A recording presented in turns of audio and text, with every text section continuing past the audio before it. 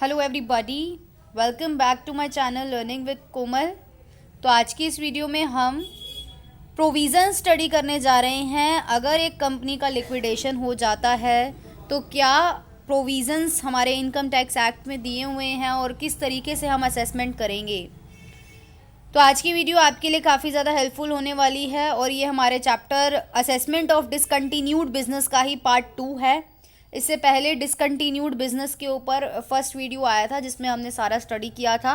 और अगर आपने वो वीडियो वॉच नहीं करी है तो डिस्क्रिप्शन बॉक्स में आपको एक लिंक मिलेगा, वहाँ से जाके आप वो वीडियो भी वॉच कर पाएंगे। तो डिस्क्रिप्शन बॉक्स ज़रूर चेक करें, वीडियो को लाइक, शेयर और कमेंट ज़रूर करें और चैनल को सब्सक्राइब करना ना भूलें। चलिए फिर स्टार्ट करते हैं आज की इस वीडियो को। तो जैसे कि आप स्क्रीन पे देख सकते हैं, यहाँ पे हमें गिवन है explain the assessment in case of company in liquidation, यानी कि हम इसके प्रोविजंस पढ़ेंगे आज कि क्या क्या प्रोविजंस है इसके रिगार्डिंग जब एक कंपनी का समापन होता है, लिक्विडेशन होता है। तो नंबर 1 प्रोविज़न है कि every person who is either appointed as the liquidator. तो लिक्विडेटर कौन होता है जिसको ये रिस्पॉन्सिबिलिटी दी जाती है लिक्विडेशन, कंपनी के लिक्विडेशन की, राइट। तो अगर every person who is either appointed as the liquidator of the company, यानी कि अगर मतलब वो पर्सन जिसको कंपनी का लिक्विडेटर अपॉइंट किया है कंपनी ने, which is being bound up or as a receiver of asset of the company shall given the notice of his appointment within 30 days to the assessing officer. मतलब कोई भी person अगर उसको liquidator appoint किया जाता है company के द्वारा और which is being bound up or as a receiver of asset of the company, यानी कि बेसिकली जो भी लिक्विडेटर होता है वही जो है एसेट का रिसीवर होता है और वही एसेट्स को रियलाइज करता है, यानी कि सेल आउट करता है कंपनी की। तो उसको जो है अपनी अपॉइंटमेंट का नोटिस देना पड़ेगा असेसिंग ऑफिसर को विद इन 30 days। पहला प्रोविज़न तो ये है।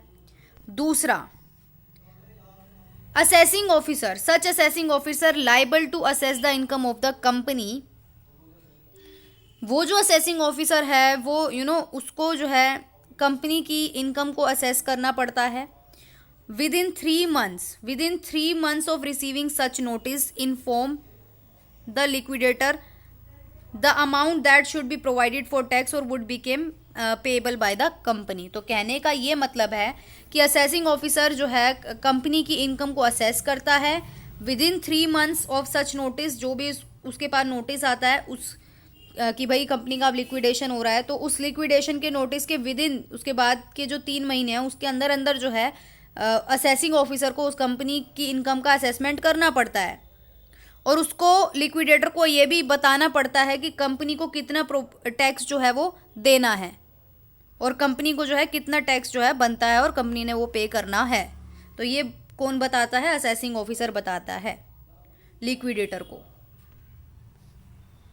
थर्ड प्रोविजन आता है after receiving such information from the assessing officer. अब असेसिंग ऑफिसर ने वो इन्फॉर्मेशन दे दी कि हाँ भाई तुम्हारा इतना टैक्स बन रहा है, कंपनी को बता दिया।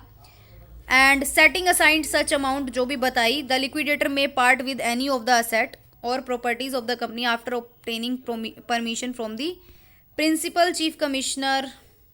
तो यहाँ पे बोला गया है कि जब वो इन्फॉर्मेशन मिल जाती है असेसिंग ऑफिसर से कि भाई कितनी जो है, and setting aside such amount, जो भी अमाउंट जो है वो बता दी जाती है, तो लिक्विडेटर क्या कर सकता है? The liquidator may part with any of the asset or properties of the company.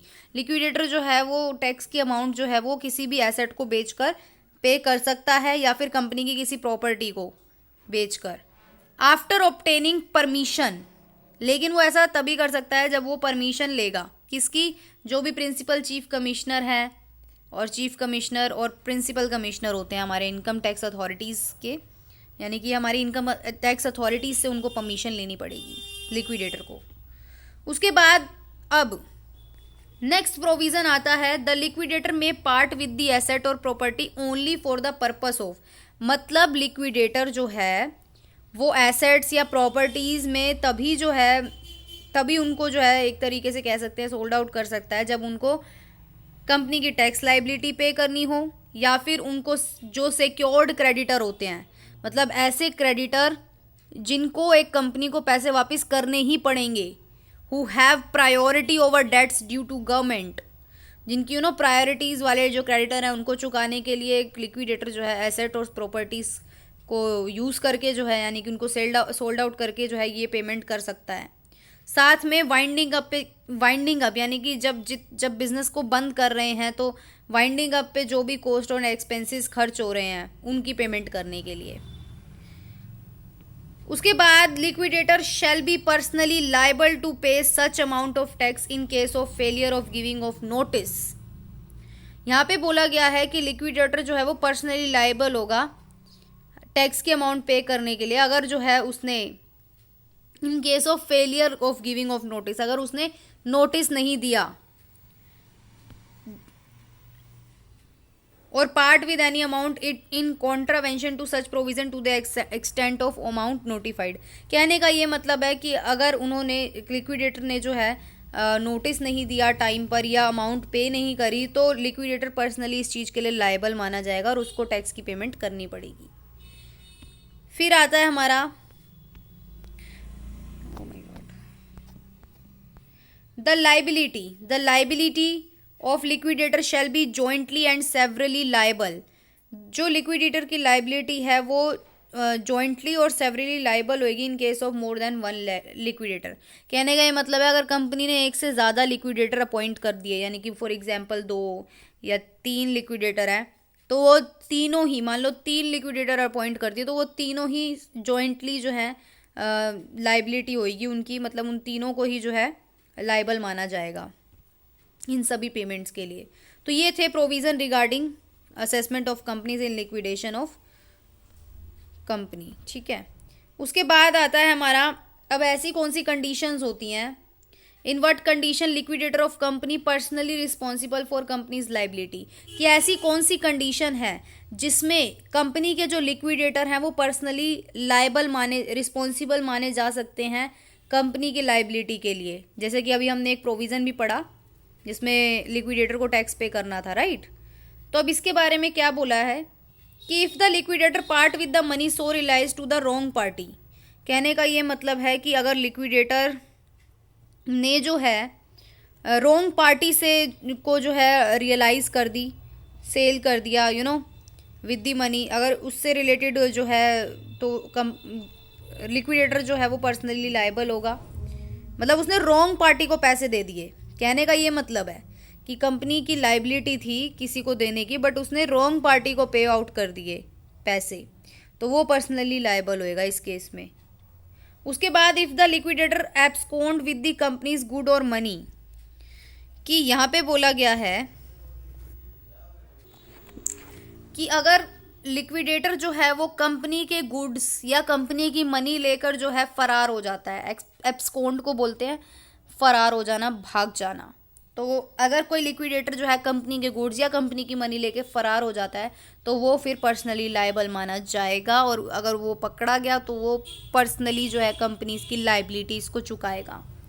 उसके बाद if the liquidator act unreasonably in the context of litigation or provoke another party to commence proceeding, अगर जो है liquidator जो है unreasonably जो है provoke करता है किसी दूसरी पार्टी को कि जो है ये प्रोसीडिंग्स जो है वो शुरू करें, तो इसमें भी वो पर्सनली लायबल होगा। और साथ में if the liquidator fail to set aside the amount or part with any amount in contravention to the provision to the extent amount notified. तो यहाँ पे बोला गया है कि अगर लिक्विडेटर फेल हो जाता है किसी भी अमाउंट को किसी भी अमाउंट या किसी भी पार्ट ऑफ अमाउंट को पे नहीं करता वो प्रोविजंस के अकॉर्डिंग, तो जितनी भी अमाउंट उसने पे नहीं करी और फेल हो जाता है वो पे करने में, तो वो उस चीज़ के लिए पर्सनली लायबल होगा। तो ये थी हमारे आज का टॉपिक। आई होप आज की वीडियो आपके लिए काफ़ी ज़्यादा हेल्पफुल रहेगी। वीडियो को लाइक शेयर कमेंट ज़रूर करें।